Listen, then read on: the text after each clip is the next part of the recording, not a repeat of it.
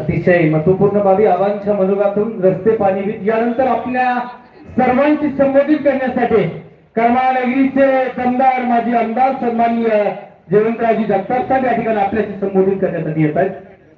आदरणीय भाऊंना विनंती आपलं मनोगत व्यक्त करावं. जळशी घ्या.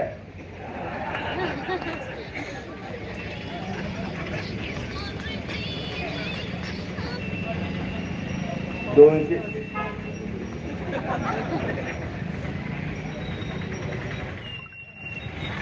244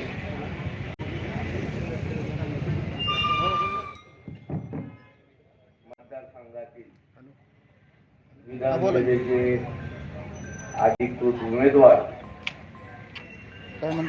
महाविकास आघाडीचे उमेदवार काय म्हणता नारायणआबा पाटील त्या व्यासपीठावर बसलेले सर्व सर्वते मला वाटतं आबांनी ज्यांच्या नाम उल्लेख केला ते सर्व माता भगिनी आणि बंधू. तर मला वाटतं थोडस मी उशिरा आलो. उशिरा यायचं कारण म्हणजे त्याला बसवत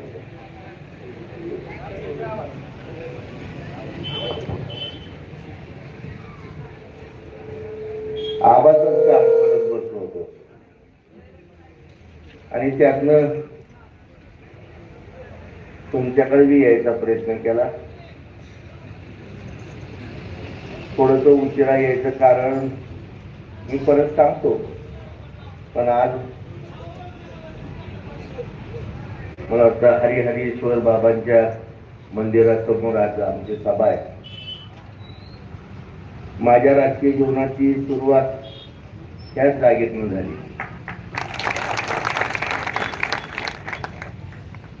आणि एकदा बाबांचा आशीर्वाद मिळाला की विजय हा निश्चित असतो. कैलासवासी नामदेवराव जगतापांचं निधन झाल्यानंतर जगताप गट हा पोरका झालाय आणि त्या गटाचं नेतृत्व करण्यासाठी त्या काळातील 111 गावातील कैलासवासी नामदेवराव जगतापांना मानणारे त्यांचे जे अनुयायी त्यांचे जे सहकारी राजकीय होते त्यांनी माझी निवड केली आणि मी गावोगाव फिरत असताना आशीर्वादाची भूमिका घेऊन जुन्या लोकांच्या ओळखी आणि साहेबांच्या राजकारणाचे अनुभव त्यांनी मला दिले. त्यातले आदरणीय कैलासवासी दत्तात्रय नारायण धुमाळ अण्णा, तसेच तुम्हाला सांगतो आमचे जाधव गुरुजी, आमचे एक मुस्लिम चाचा होते, त्यांचं नाव माझ्या लक्षात नाही, हुसेनबाई. तसेच तुम्हाला सांगतो आमचे काशीनाथ दादा, आपण अशी बरीचशी.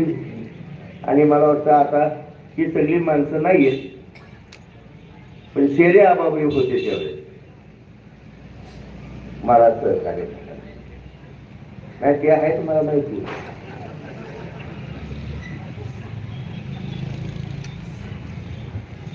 पण आज बरोबर यायच्या स्थितीत नाहीयेत. ही सगळी माणसं मला त्या काळामध्ये आशीर्वाद देण्यासाठी आणि राजकारणात आणण्यासाठी होती आणि त्यांचा अनुभव, त्यांचे विचार, त्या सगळ्या गोष्टीची शिदोरी घेऊन मी आज तुम्हाला सांगतो आजही तुमच्या पुढे उभा आहे. या ठिकाणी मला वाटतं हे काय पहिलं इलेक्शन नाहीये, अनेक इलेक्शन झाले. 1952 सालापासून ते आज साला देशाला स्वातंत्र्य मिळाल्यानंतर अनेक इलेक्शन, अनेक आमदार, आपल्यापाशी आले, त्यांनी आपलं हे केलं, मानलं. पण कैलासवासी नामदेवराव जगताप हे एक शेतकरी आणि कष्टकरी काम करणाऱ्याच्या घरामध्ये त्यांचा जन्म झाला. तसं जर बघायला गेलं तर नारायणाने, बाबा आणि आम्ही सामान्य कुटुंबाचा जन्म घेतला आणि आज सगळ्यात आम्ही सामान्यच राहिले. आमच्या जवळ पैसे नाहीयेत बंधूंवर. आणि जर कुणाला बघायचं असेल तर आमचं बँक बॅलन्स बघा, आमचे पुण्या मुंबईत कुठं बंगले असेल तर सांगा, आमचं कुठं प्लॉटिंग असेल तर सांगा, गोव्याला आमचं हॉटेल असले तर सांगा, दाखवा. आणि जेवढ्या आम्ही संस्था उभा केल्या त्या कधी बंदी नाही पाडल्या हेही तुम्ही दाखवा. म्हणून आम्ही गरीब आहे. आता आबा उभा आहे, तुम्ही उद्या त्यांना निवडून देणार आहे. मी प्रचार करतो. मला खरं कारण काही उशिरा यायचं कारण म्हणजे आल्या आल्या तुम्हाला सांगतो ते आमच्या पुढे धडधड धडधड धडधड वाजवते, जोर जोरात एक पाय वर घेऊन नाचते, खाली वाजवते. अरे मग खरे पण खिचडच काय काय तर तू काय पडवतो बाबा. त्याही जरा थोडीशी जास्ती वाटते भास्करराव अण्णा. काय आया बाया ओगळायला याच्यात खिचत आपण मी मागच करतो, मला पुढे ढकलतो. म्हणून आपलं म्हणलं उशीर आलेलं बरं. काय जे आपली परिस्थिती ती खरी सांगितली पाहिजे ना. उशिरा का आलो करून तुम्हाला जर वाटत घेऊ की का उशिरा आलो, काय आमच्याजवळ काय पैसे नाही. आणि त्यात लाडक्या बहिणीला द्यायला काहीच नाही. पण लाडक्या बहिणींना जे दिले ते बी कुणी तुम्हाला सांगतो बाप दादाची इस्टेट लबाड्या चोऱ्या केलेल्या पैशात एकही पैसा दिला नाही. सगळ्या माता भगिनींना या ठिकाणी सांगतो की हे सगळे पैसे आमचे. 48,000 कोटीचा विकास ठप्प झाला. आणि तुम्हाला सांगतो बंधूंनो, हे पैसे तुम्हाला दिले. या ठिकाणी देवाचा अंगारा देवाला घ्यायचा आणि नवसाला पाव म्हणायचं, अशा पद्धतीचं काम झालं. त्या ठिकाणी सगळ्या माता बहिणी बसतात. 50 रुपयात काय येतं बाबा सांगत आहे, काय येतं? लय झालं मीठ 1 किलोवर. मग त्यांच्या दाजीला तुम्ही मीठ खाऊ घालणार काय नुसतं? आणि 50 रुपये कशामुळे चालू झाले? लोकसभेला तुम्हाला सांगतो त्यांच्या दाजीने ज्यावेळेस तुम्हाला सांगतो दांडकं उगारलं तेव्हा त्यांना बहीण आठवली. बहिणीच्या पानं 50 रुपये घेऊन गेले. आता काय काही आम्ही ऐकतो 7,500 मिळाले, 3 महिन्याचे आमचे मिळाले, समके मिळाले. तुमचेच मिळाले तुम्हाला, हे लक्षात घ्या. तुमचा 1000चा खिसा हाणलाय आणि तुम्हाला 100 रुपये दिले. ही सगळी फसवा फसवी.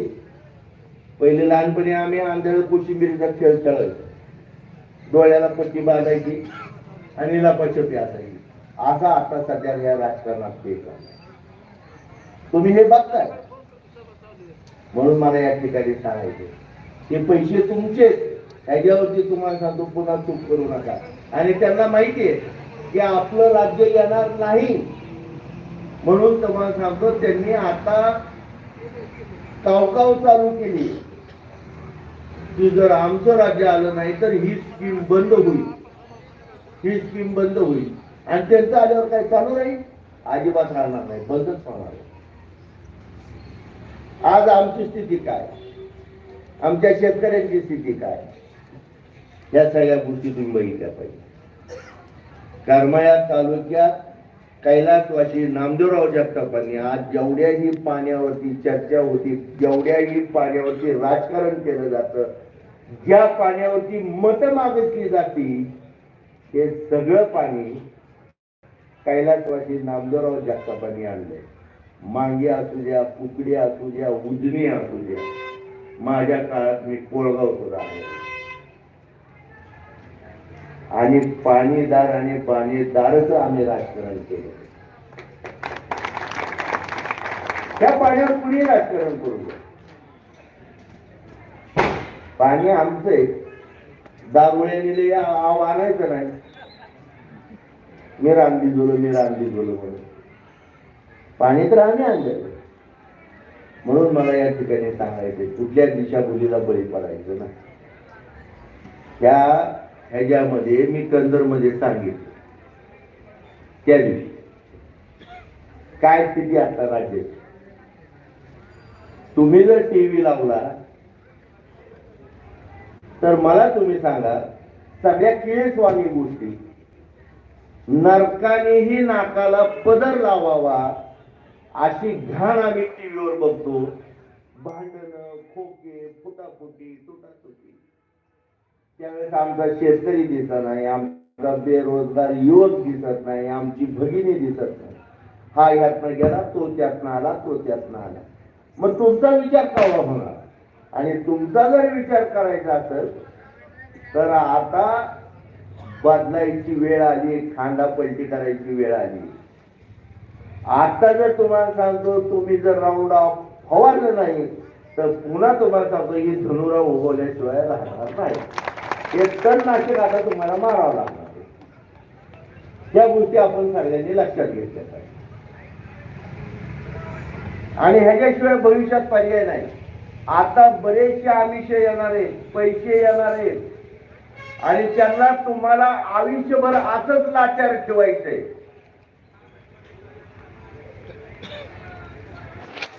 कोंबड्या आणि कोंबडी सुद्धा आपल्यावर चुकायला लागली. की म्हणजे आपण 700ला जातो, ही 500ला जातात. त्यांना बी 2च पाय तर तुम्हालाही 2 पाय. लक्षात घ्या. हा आले तर घ्या, नाही म्हणणार नाही. का आता ते तुमचे. आम्ही लहान असताना आमच्या करमाळ्या तालुक्यात जुगारीचे क्लब लई चालायचे. वेळ किती वेळ आहे? जुगारीचे क्लब चालत होते आणि ज्याचा क्लब असायचा तो किटी काढायचा. हरणाऱ्याकडनं बी पैसे घ्यायचा, जिंकणाऱ्याकडून पैसे घ्यायचा. त्याला किटी म्हणतात, बरोबर आहे ना? आणि जो हरायचा त्याजवळ काही नसायचं, त्यावेळेस त्या क्लबच्या मालकाने काय करायचं, त्याला जेवायला घालायचं, गाडी खर्ची 100-200 रुपये द्यायचे आणि त्याला सांगायचं जा बाबा. त्याला माहित असायचं की हा गावाकडे गेलं की 1-2 एकर घाल तरी जीवन, एकच तरी घराची भाजी कुठे जीवन आणि पुन्हा इथं येईल. असंच राजकारण वर्ष चाललंय. त्या गोष्टी लक्षात घ्या. आज नारायण आबाला मत नाहीये. नारायण आबांच्या बाबतीत कोणाचा गैरसमज असेल तर नारायण आबांना आपल्याला ह्या तालुक्याचा प्रतिनिधी उद्या पवार साहेबांचे हात बळकट करण्यासाठी त्या ठिकाणी पाठवले. हे तुम्ही लक्षात घ्या. नारायण आबाला मत नाही, तुतारीला मत आहे. आणि हे मत पवार साहेबांना तुम्ही देत असताना पवार साहेब तुम्हाला सांगतो त्या मताच्या बदल्यात ज्यावेळेस हे सरकार स्थापन होईल त्यावेळेस माझ्या बेरोजगार युवकांना, माझ्या शेतकऱ्याला, बळीराजाला, सुशिक्षित बेकारांना, पेन्शन धारकांना आणि तुम्हाला सांगतो सर्वसामान्य लोकांना न्याय आणि तुम्हाला सांगतो निश्चितपणाने लाभ होणार. मग हे मत तुम्ही तुतारीला न देता तुमचा प्रपंच बळकट करण्यासाठी, तुम्हाला न्याय मिळण्यासाठी, सुरक्षा सुव्यवस्था लाभण्यासाठी तुम्हाला हे काम करावं लागणार आहे. आणि तुम्ही जर काम चुकीचं केलं तर ह्या सगळ्या गोष्टीपासून तुम्ही वंचित राहणार. मला या ठिकाणी हे सांगायचं की बाबांनो, 5 वर्ष तुम्ही वरडला समस्या समस्या समस्या म्हणून. आणि आज त्याच्यावरती औषध निघलं तर तुम्हाला सांगतो तुम्ही कुठल्या तरी बाजूला फरकटत जाऊ नका.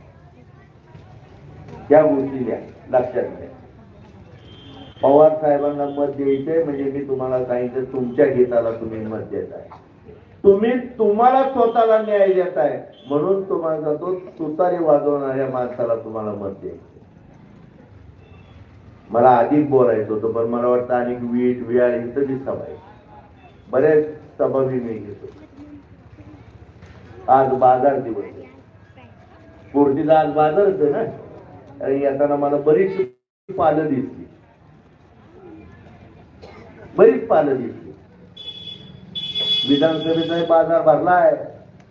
लय पाले सगळ्याचे उतरले. आणि अशी ओरडते तुम्हाला सांगतो. पाठी पाठी शेण खाल्लं तरी म्हणते तर आमच्यासारखं निर्मळ कुणीच आहे काय. सगळा बोगस माल. थोड्या वेळाने ही उठली की पुढच्याच बाजारला आली. तशी आता ही गेली की पुन्हा 5 वर्षांनी झाली.